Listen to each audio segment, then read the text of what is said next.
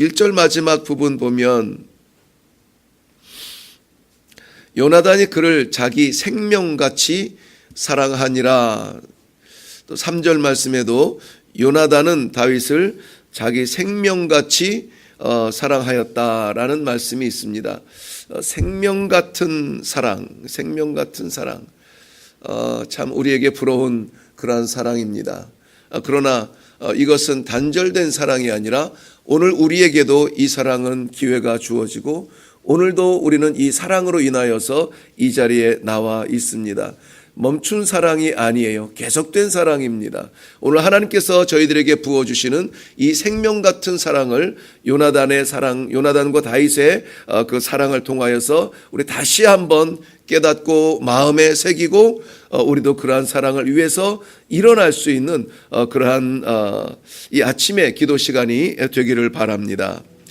먼저 요나단, 사울의 아들이죠. 왕이 될 자격이 있는 사람입니다. 요나단과 다윗의 그 생명 같은 그 사랑, 생명 같은 그 우정을 오늘 본문에서 우리가 살펴보았습니다. 이 친구를 향한 목숨 건 사랑, 예수님도 말씀하신 부분입니다. 사람이 친구를 위하여 자기 목숨을 버리면 이에서 더 큰 사랑이 없느니라 라고 말씀했어요. 사람이 친구를 위하여 자기 목숨을 버린다. 쉬운 일은 아닙니다. 그런데 여기서 말하는 친구는 누굽니까? 예수님께서 말씀하실 때 이 친구는 당장 예수님 앞에 둘러 앉아 있는 같은 길을 걷고 있는 그 동지들을 말하고 있습니다. 같은 마음을 품고 있는 예수님의 제자들을 말하고 있습니다. 같은 길을 가는 사람, 이 사람에 대한 그 사람들을 향한 사랑이 우선입니다. 가까이 있는 사랑, 손에 닿을 수 있는 사랑하지 못하면서 닿지 않는 영혼을 향해서 사랑한다. 뭔가 벅찰 것 같은 느낌이에요. 하나님께서 우리에게 곁에 주신 사랑이 있습니다. 내 손에 잡히는 사랑이 있어요. 마주보며 같은 길을 걷는 사람이 있습니다. 그 사람들에 대한 그 사랑을 예수님께서는 먼저 요구하고 계세요. 사람이 친구를 위하여. 그리고 나서 이 말씀 뒤에 하나님께서, 우리 예수님께서 뭐라고 하시냐면은 너희가 더 이상 종이 아니라 나의 친구니라 그랬습니다. 그러니까 예수님께서 보여주신 사랑이에요. 너희가 내 친구이기 때문에 내가 너희를 위해서 생명을 내어놓을 거야. 제자들은 이해하지 못했습니다. 그러나 그 사랑은 십자가에서 완성이 되었죠. 그 친구들을 향한 그 사랑. 그리고 예수님의 요구는 이어집니다. 너희도 이와 같은 사랑을 하라. 그리하면 너희가 내 친구가 되리라 라고 말씀해 주시는 것입니다. 오늘 본문은 그런 사랑을 이야기하는 겁니다. 1절 말씀 보면 그 사랑을 이렇게 설명해요. 요나단의 마음이 다윗의 마음과 하나가 되어 요나단이 그를 자기 생명같이 사랑하니라 라고 말합니다. 우리는 여기 마음과 생명을 이렇게 두 단어로 사용하고 있지만은 원래 본문에서는 네피시라고 해서 한 단어입니다. 한 단어. 그러니까 마음도 생명이고 생명도 마음이에요. 마음이 간다면 그것은 생명을 나눠야 하는 거고 생명을 나눈다는 것은 내 마음에 담긴 사람이라는 것입니다. 마음은 있는데 생명을 나눌 수는 없다. 불완전한 겁니다.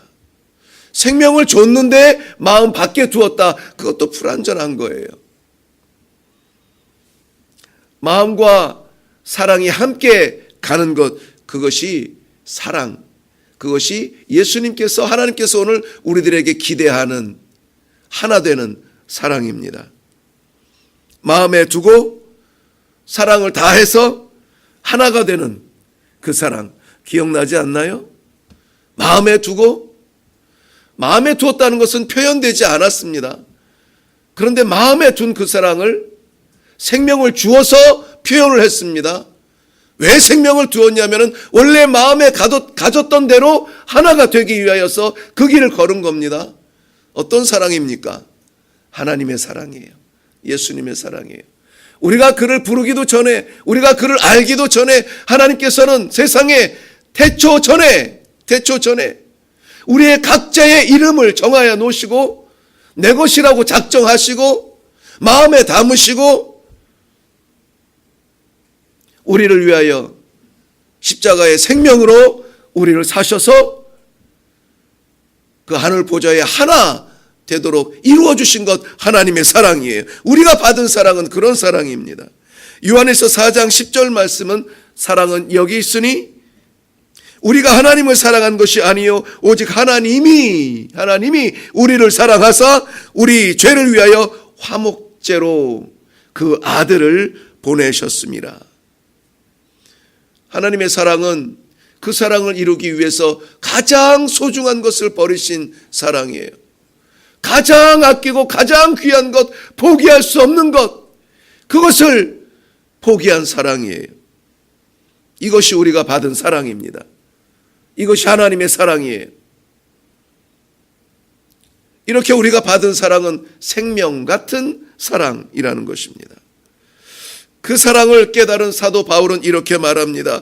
내게 사는 것이 그리스도니 죽는 것도 유익하니라. 내가 그 사랑을 인해서 살았어?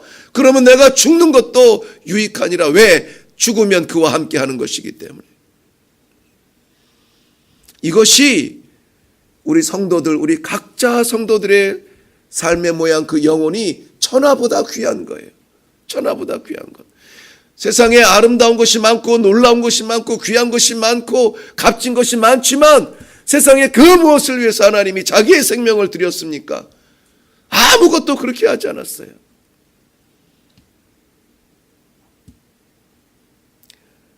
우리를 위해서 그 사랑을 해 주신 겁니다. 우리를 위해서. 생명 같은 사랑, 그 생명을 헌신한 그 사랑.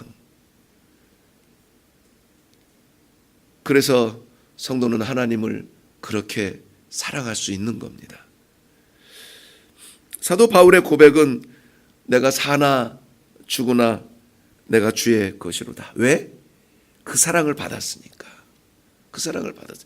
그 사랑에 대한 감격과 그 사랑에 대한 믿음이 있는 사람은 그 하나님과 하나됨에 감격이 있는 사람들입니다. 우리는 이 요나단의 사랑에서 하나님의 사랑을 바라보고 있습니다.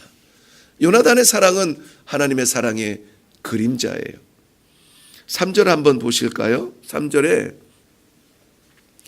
요나단은 그 소중한 사랑을 위해서 다윗과 더불어서 무엇을 합니까? 언약을 맺습니다. 언약을 맺어요. 그 언약을 맺으면서 말로만 하는 것이 아니라 요나단은 자기가 자기를 가리고 있던 자기 겉옷을 벗어서 다윗에게 줍니다. 이 겉옷이라고 하는 것은 자기를 가리고 있던 거예요. 이 겉옷은 지금 요나단이 입고 있는 이 화려한 이 겉옷은 자기의 신분이고 자기의 영광이며 자기의 자랑이에요. 그래서 당시의 사람들은 그렇게 높이 올라가려고 그렇게 많이 벌려고 한 거예요. 그 겉옷 한번 화려하게 입고 휘저 보려고 하는 거예요. 그런데 요나단이 지금 자기의 겉옷을 벗어서 다윗에게 이 옷을 덮어주고 있는 겁니다. 이제는 옷이 아니라 네가 나의 영광이고 네가 나의 신분이고 네가 나의 자랑이라는 거예요. 하나님께서 부끄러운 우리들, 죄 가운데 있던 우리들에게 그리스도의 보혈로 덧입혀 주시고 자기의 가장 소중한 것을 벗어서 우리에게 덧입혀 주시고 이제는 그렇게 말하는 겁니다. 네가 나의 영광이다. 네가 나의 영광이다. 할렐루야. 우리가 하나님의 영광이고 우리가 하나님의 기쁨이고 우리가 하나님의 신분이라는 것입니다. 우리는 이 땅 위에서 하나님의 신분으로 살아가고 있는 거예요. 그래서 세상에서 우리를 바라보면서 누구를 볼 수 있냐면 하나님을 본다는 것입니다. 우리가 사는 삶의 모습에서 우리의 삶의 흔적이 아니라 그리스도의 향기가 나타난다는 것이에요. 무수히 강조하지만 그렇기 때문에 우리가 하는 말은 하나님 앞에 올리는 찬송, 우리의 대화는 하나님께 드리는 기도, 우리의 이 영광은 이해할 수 없는 하나님의 이해할 수 없는 그 희생으로 인하여서 얻어진 것들입니다. 이 요나단은 자기의 모든 것을 다 벗어 주었어요. 그런데 다윗은 줄 것이 없어요. 그래도 요나단은 주었어요. 겉옷도 주고 군복도 주고 칼도 주고 창도 주고 방패도 주고 허리띠까지 주었습니다. 이 허리띠는 의복보다 중요한 거예요. 아시죠? 바지가 아니라 이 천을 허리를 둘러 매야 자기의 치부가 드러나지 않아요. 아무리 화려한 옷을 입어도 이 띠를 매지 않으면 안 돼요. 근데 그 띠까지 내어준 겁니다. 오늘 우리가 생명을 얻고 이 거친 세상에서 평화를 누리며 부족한 마음의 말씀을 담을 수 있는 이 엄청난 특권, 부끄러운 입술에 찬송을 담고 공허한 중에도 기도할 수 있는 이 놀라운 축복, 하나님의 자기 희생 때문이에요. 그저 얻어진 것이 아닙니다. 무슨 말씀이냐면 그저 살아가서는 안 된다는 거예요. 어떻게 주신 생명인데, 어떻게 허락하신 믿음인데, 어떻게 주신 이 하루인데 그냥 보내서는 안 됩니다. 고린도후서 8장 9절에는 우리의 이 영광의 대가를 이렇게 표현했어요. 그의 가난함으로 말미암아 우리가 부욕해 되었다. 그의 가난함으로 말미암아.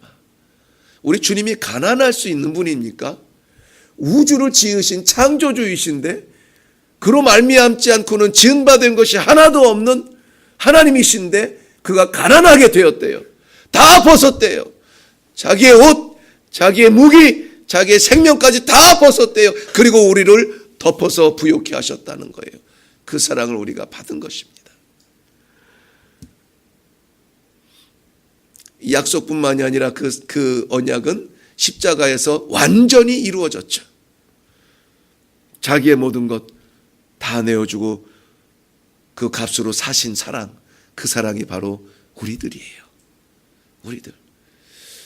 거울이 있으면 한번 자기를 다 이렇게 들여다보면 좋겠는데 우리는 그런 존재입니다. 그러므로 우리는 살기 위해서, 연명하기 위해서 뭘 할 필요가 없어요. 살려주신 그 사랑, 그리고 내가 너를 나의 영광으로 삼겠다는 그 언약, 그 사랑, 그 언약, 감당할 수 없는 감격스러운 그 사랑에 보답하는 심정으로 사는 것입니다. 하나님, 어떻게 사는 것이 그렇게 사는 걸까요? 하나님, 내가 어떻게 살아야 하나님 그 사랑에 보답하는 삶일까요? 어떻게 살아야 하나님 그 언약의 사람으로 사는 걸까요? 오늘 기도 가운데 하나님이 분명히 그 삶의 길을, 삶의 방법을, 삶의 자리를 말씀해 주실 줄로 믿습니다. 사랑하는 성도 여러분, 다윗과 요나단의 사랑을 통해서 우리는 하나님의 사랑의 그림자를 보았다고 했습니다. 먼저 사랑했고 생명 걸고 사랑했고 하나가 되는 언약의 사랑을 요나단이 했고 하나님이 이루셨고 우리에게 그 사랑의 책임을 오늘 주십니다. 누군가 우리의 베풀어야 할 이 사랑을 기다리고 있다면, 그렇다면 희생을 감수하고라서도 우리의 사랑으로 그도 하나님과 하나 되는 언약 백성 되어야 되지 않겠습니까? 오늘부터 시작되는 이 주말은 우리에게 이 사명으로 가득 찬 날들이 되기를 바랍니다. 우리가 기꺼이 생명을 걸 수 있는 우리의 친구의 손을 잡을 수 있는, 그리고 그를 위해서 기도하며 그를 위해서 우리를 벗어줄 수 있는 멋진 영적 만남이 있는 귀한 주말이 되시기를 주님의 이름으로 축원합니다. 기도하겠습니다.